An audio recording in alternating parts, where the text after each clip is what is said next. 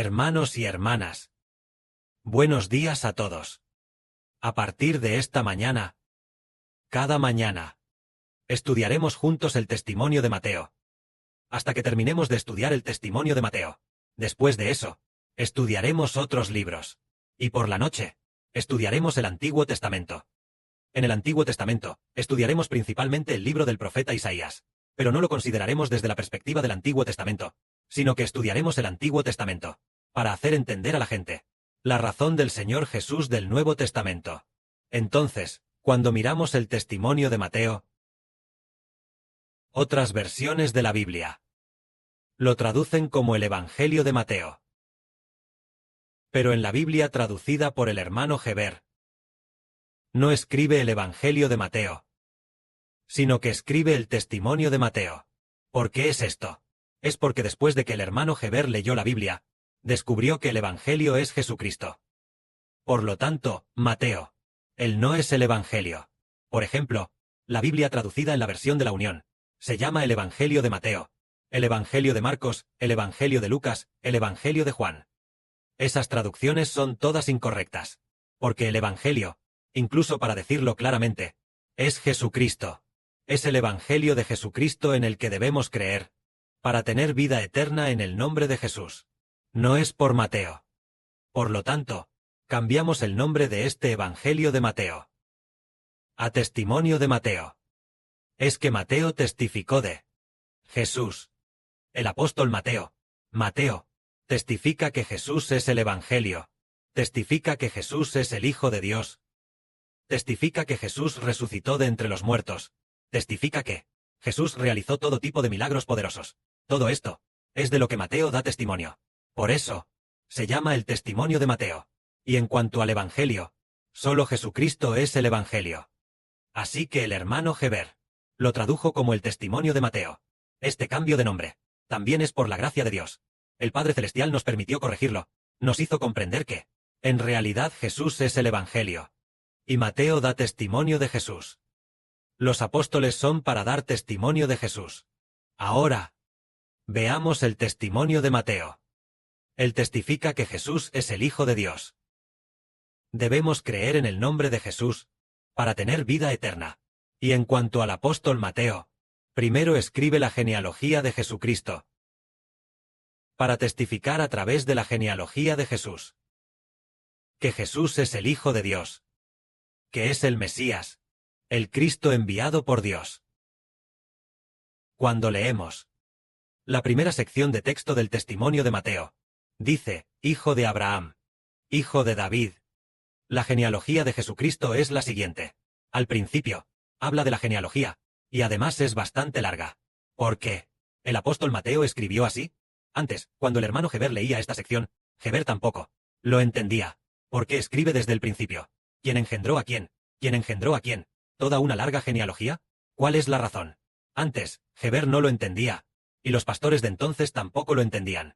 Ahora, no solo lo entiende el hermano Heber, sino que los hermanos y hermanas también lo entienden, porque queriendo, a través de la genealogía de Jesucristo, testificar y demostrar que Jesús es el prometido por Dios, para bendecir a toda la humanidad. Porque en el tiempo de Génesis, Dios le prometió a Abraham diciendo, todas las naciones de la tierra serán bendecidas en tu simiente. Y tal promesa, Dios también se la dio a Isaac y a Jacob. Por lo tanto, la genealogía de Jesucristo debe provenir de Abraham, Isaac y Jacob. Es lo que Dios prometió al principio, comprometiéndose con Abraham, e incluso haciendo un pacto, para que todas las naciones de la tierra deban, a través de un descendiente de Abraham, recibir bendición. Por eso, al comienzo del testimonio de Mateo, se usa la genealogía de Jesucristo, para dar testimonio. Veamos, primero desde Ejem, comenzando cuando Abraham engendró a Isaac, nos hace comprender que Jesús es descendiente de Abraham. El Padre Jehová también le dijo esto a David. Un descendiente de David reinará para siempre. Este descendiente, por supuesto, no es Salomón, sino un descendiente de David muchos años después. Y en cuanto a este descendiente de David, David dijo una vez, Dijo Jehová a mi Señor: Siéntate a mi diestra, hasta que ponga a tus enemigos por estrado de tus pies. David una vez llamó a uno de sus descendientes, mi Señor, solo para hacernos saber que el Hijo de Dios, el Mesías, es Jesucristo. El llamado Jesucristo, el Hijo de Dios, es tanto descendiente de David como descendiente de Abraham. Más adelante, desde Abraham hasta David pasaron, desde Abraham hasta Cristo pasaron un total de 42 generaciones. Entonces, desde Abraham hasta Cristo pasaron 42 generaciones. Estas 42 generaciones, engendrando una generación a otra, al final, se descubre que, en efecto, según la genealogía, Jesús es verdaderamente el Hijo de Dios. El prometido por Dios que vendría. Aquel Mesías. Esto es lo que el apóstol Mateo, a través de esta genealogía, testificó acerca de Jesucristo. Hoy en día, muchos religiosos, el testimonio de Mateo es su Evangelio de Mateo. Leen estas genealogías y no entienden, porque el apóstol Mateo escribió de esta manera. Pero nosotros, como hijos, sí entendemos que en realidad se trata de analizar el origen y desarrollo de la genealogía de Jesucristo, para que al ver su genealogía, sepamos que Jesús es el descendiente de Abraham. Y también sepamos que Jesús es el descendiente de David, para que todos nosotros, los hijos, tengamos una fe firme en Jesús. En cuanto al Señor Jesucristo mismo, Él también se llamó a sí mismo la raíz de David. En el Apocalipsis, el contenido posterior dice, en el cual el Padre Celestial sostenía el rollo, y entonces nadie podía abrirlo. Uno de los ancianos le dijo al apóstol Juan: No llores. El león de la tribu de Judá, la raíz de David, ha vencido para abrir el rollo y leer su contenido. Entonces digamos directamente que Jesús es la raíz de David. Llegando al capítulo 22 de Apocalipsis, el Señor Jesucristo también lo dijo así: Yo soy la raíz de David y la estrella resplandeciente de la mañana. Entonces, ¿por qué el Señor Jesús dijo muchas veces que era descendiente de David? Es decir, el Mesías debía provenir de los descendientes de David. Aquel que proviene de los descendientes de David es el Redentor de la humanidad. El Señor Jesucristo se llamó a sí mismo la raíz de David, precisamente para testificar, para probar que Él es aquel que Dios prometió que vendría a la humanidad y salvaría a la humanidad. Esta es la genealogía del Señor Jesucristo. Entonces, si nosotros miramos únicamente la genealogía de Jesucristo, el mundo podría malinterpretar que Jesús es descendiente de Abraham y descendiente de David. Claro, decir esto también es correcto, pero nosotros entendemos que el Redentor es el Hijo de Dios. ¿Cómo es que el Hijo de Dios también se convirtió en descendiente de Abraham y descendiente de David? Esto nos hace sentir que es algo muy maravilloso, diciendo: claramente Jesús es descendiente de Abraham y descendiente de David. Entonces, ¿cómo es que también es hijo de María? Inmediatamente después, el apóstol Mateo continúa testificando. Aunque mirándolo desde la genealogía, desde la perspectiva de la carne, desde el cuerpo físico de este hombre,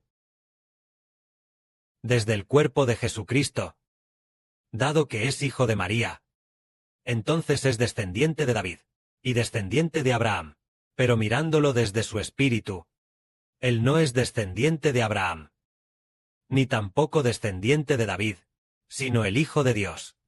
Es muy maravilloso, tanto que el Señor Jesucristo también dijo: Antes de que Abraham existiera, yo ya existía. Es decir, antes de que Abraham naciera, Jesucristo ya existía. ¿Cómo es esto posible? Es decir, Jesús existió antes que Abraham. De hecho, Jesucristo existió antes que todas las cosas del universo. Entonces los hermanos y hermanas dirán: ¿cómo es posible? Debería ser que, una vez que existiera el universo, entonces habría seres humanos. ¿Cómo existió Jesús antes que el universo? ¿Cómo podemos entender esto? Resulta que Jesús es, el origen de su vida no proviene de la tierra. El origen de la vida del Señor Jesucristo proviene del cielo. Proviene del cielo. Este es el origen de la vida del Señor Jesús. Proviene del cielo. El Señor Jesús descendió del cielo para hacerse hombre. Es decir, cuando Abraham aún no existía, cuando la tierra aún no existía, cuando nada en el universo existía, el Señor ya estaba con el Padre Celestial. A esto se refiere que Jesucristo sea llamado descendido del cielo para hacerse hombre. Por lo tanto, desde la perspectiva de descender del cielo para hacerse hombre, Él no es descendiente de Abraham, ni tampoco descendiente de David, porque antes de que la humanidad existiera, Jesús ya existía con el Padre Celestial. Desde esta perspectiva, Jesús es el Hijo de Dios.